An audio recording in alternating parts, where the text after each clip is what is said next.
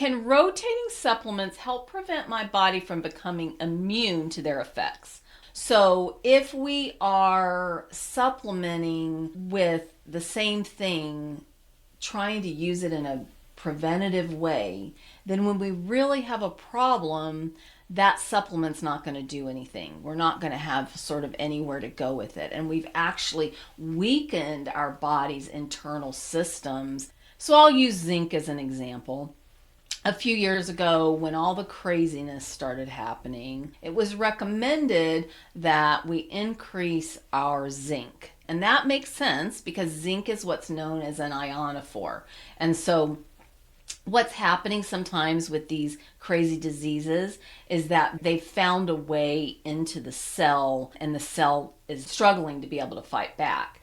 Zinc allows other things that we want to get into the cell. And so it could be really helpful when you're fighting something off to increase your zinc. Our body naturally produces zinc from the things that we consume, but we want to increase our zinc when it's really necessary. But if you're taking zinc all the time, then when you need to increase zinc, you really can't do that because your body's just been conditioned to think that it's only going to get zinc from essentially outside, unnatural sources. And you don't want to take zinc in a megadose, if you will, because that will throw off your mineral balance and can create other issues.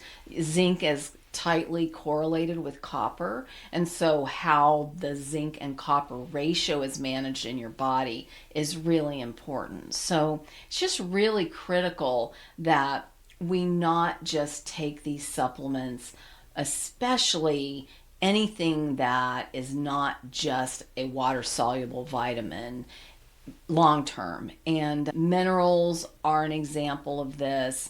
Fat soluble vitamins, you may have heard me speak about fat soluble vitamins, A, D, E, and K. So all of these supplements that we take are potentially creating an imbalance in our neurotransmitters and our internal cellular signaling and processing.